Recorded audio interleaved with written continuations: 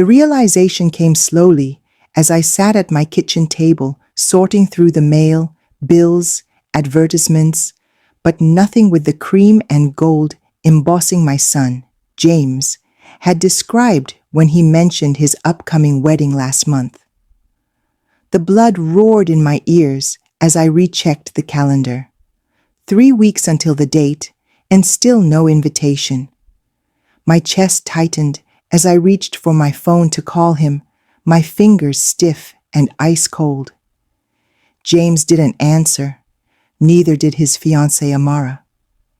I left a message, casual light trying to mask the panic rising in my throat, just checking in about the wedding invitation. Maybe it got lost in the mail that evening as the Nairobi sunset painted my living room walls. Gold, my daughter Nadia called her voice tight, with something I couldn't name. "Mama," she said softly, "I need to tell you something about James's wedding." My heart pounded like war drums as she spoke carefully. "I saw the guest list today, Mama. You're not on it. Amara's parents don't think you would fit in with their crowd.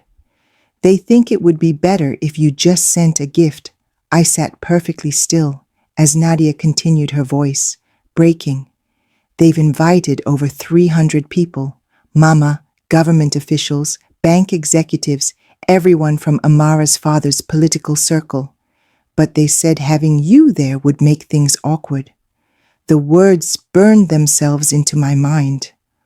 Awkward, me, the woman who had sold her grandmother's gold to pay for James's education abroad, the woman who had worked 18-hour days at the hospital to afford his international school fees, the woman who had emptied her retirement savings to buy them that house in Lavington just last year, the house I spent weekends painting and furnishing while they were busy with wedding plans. Awkward. The blood roared louder in my ears as memories flooded back. James, as a boy, running to me with scraped knees. James, as a teenager, proudly showing me his acceptance letter to medical school. James, as a young doctor, bringing Amara to meet me for the first time, her smile polite, but her eyes assessing and calculating. I remembered how I'd helped them start their private clinic, fronting the money for equipment for staff, for the sleek, modern furniture Amara insisted they needed. I remembered the nights I'd stayed late cleaning the clinic after my hospital shifts to save them the cost of janitorial services. I remembered telling myself it was all worth it to see my son succeed, to give him the foundation I never had. Nadia's voice pulled me back. "Mama, are you still there?" I swallowed hard, my voice coming out steadier than I expected. "It's all right, I understand." But it wasn't all right. Nothing was all right. The room seemed to spin around me as I hung up the phone, as the truth settled into my bones like a chill. I wasn't good enough for their wedding. I wasn't polished enough for Amara's family. I was just the old nurse, the embarrassing mother with calloused hands and simple clothes, the woman who had given everything but wasn't worth a seat at their table. That night, I didn't cry. Not yet. Instead, I sat in the dark, my mind racing through every sacrifice, every gift, every time I had swallowed my pride to make James's life easier, the down payment for their house, the startup costs for their clinic, and the loans I had taken out against my own small home to fund their dreams. By morning, something had shifted inside me. The part of me that had always made excuses for James's growing coldness, always blamed myself for not being sophisticated enough. That part died in the silence of that long night. I called my old friend Thomas, a lawyer I had known since we were children, since before I had James, before I became a nurse, and before I learned how sharp betrayal could cut.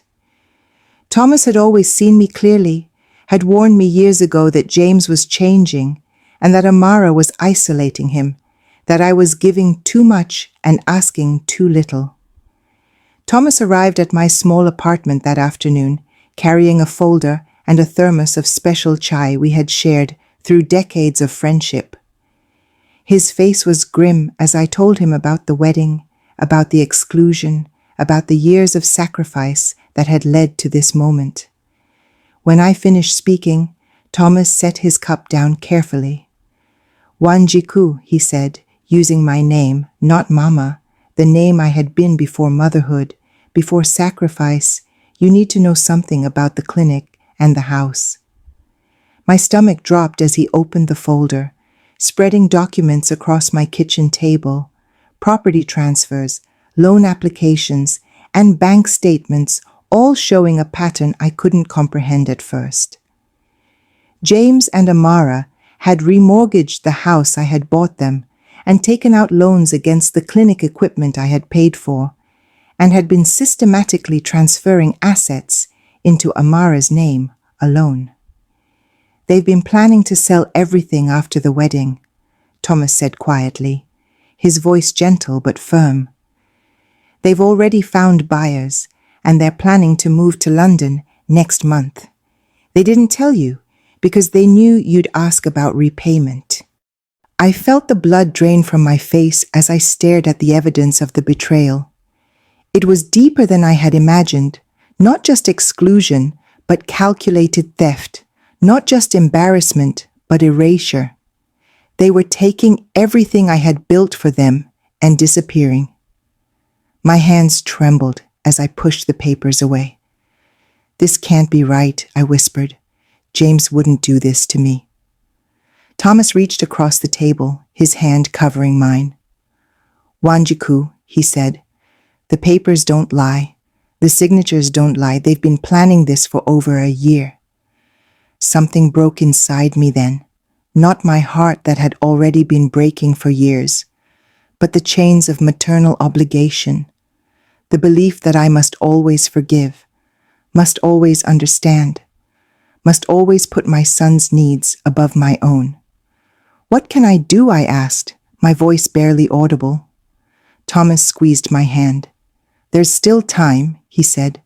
The house, the clinic, they're still legally yours. You co-signed everything. You guaranteed the loans. Your name is still on the deeds. We can take it all back. I stared at him, uncomprehending. Take it back? He nodded firmly. All of it before they can sell, before they can leave. We file the papers, freeze the accounts, and reclaim the properties. It will take work, it will take courage, but we can do it. For the first time since I'd realized I wasn't invited to the wedding, I felt something other than pain, something cold and clear and certain. They had gambled with my love, with my trust, with my future, and now they would learn what that cost. Over the next 2 weeks, I moved silently, methodically, like a surgeon excising a tumor. I met with bank managers, property lawyers, and the medical board. I gathered documents, signed papers, and transferred assets. I did it all without tears, without rage, without a single word to James or Amara. Nadia helped keep me informed about the wedding preparations, sending me photos from Amara's Instagram, the venue, the flowers, the dress that cost more than my annual salary, the honeymoon plans to the Seychelles, all paid for with money that had once been mine. 3 days before the wedding, James called, sounding rushed and distracted. Mama, he said, we need to access the clinic's emergency fund for some last-minute wedding expenses. Can you sign the release form? I'll send someone to pick it up. I felt a strange calm as I listened to his voice, the voice of a man who thought I would still give, still sign, and still make his life easier, even as he erased me from it. Of course, I said, I'll have it ready. That night, I finally allowed myself to cry, not from sadness, but from the realization of how blind I had been, how willing to be used, how eager to believe that sacrifice equaled love. The tears washed away the last of my hesitation, the last of my doubt. The day before the wedding, I sat with Thomas in his office, as he confirmed everything was in place. The legal documents filed, the timing perfect, the evidence overwhelming. I thanked him, my voice steady, my hands no longer trembling. Over the next 2 weeks, I moved silently, methodically, like a surgeon excising a tumor. I met with bank managers, property lawyers, the medical board. I gathered documents, signed papers, and transferred assets. Every step was deliberate. Every signature a stitch sealing the wound. I never called James. I never mentioned a word to Amara.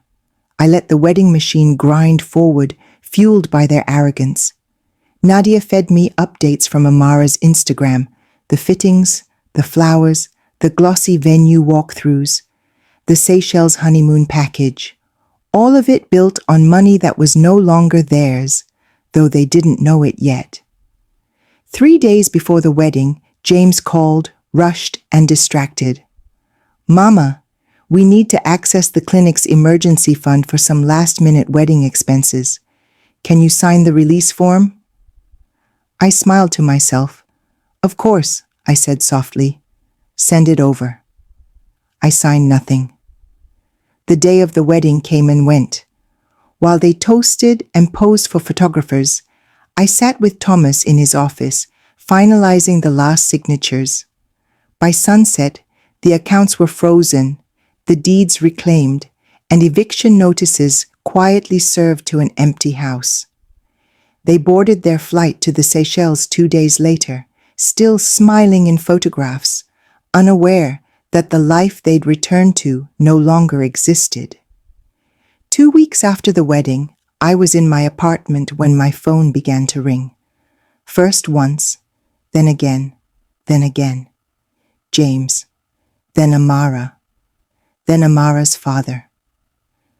I let every call go unanswered. When Nadia arrived at my door, she was laughing in disbelief. "They just got back," she said, breathless. "Mama, the house is locked up. The clinic, your clinic, has a new sign. Everything's gone. They have nothing." I poured us tea and listened as she recounted their frantic posts on social media, their angry calls to friends, the story spreading through Nairobi's upper circles like wildfire. People were whispering about fraud, about betrayal, about a mother who finally took back what was hers. That night, I stood on my balcony, watching the city lights blink against the darkness. For the first time in years, I felt peace.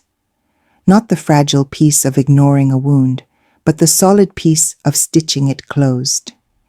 James called 17 times that week. Amara's father offered to resolve the matter quietly. I ignored them all. A month later, I walked through the clinic, my clinic, greeting new nurses, replacing the entitled with the eager. One young woman reminded me of myself 30 years ago. Determined, hungry, grateful. "Why are you doing all this?" she asked. I smiled. Because sometimes the family you choose is more deserving than the family you raise. That was 20 years ago. James and Amara never made it to London. The scandal followed them. Their new ventures failed. They divorced 3 years later. I see James occasionally. He looks older, smaller somehow. Once he asked for forgiveness. I gave him conversation, but never again blind trust. People ask if I regret it. I tell them the same thing I told myself the day I signed those papers. Silence isn't weakness. It's the gathering of strength. They thought I wouldn't fight back. They thought wrong.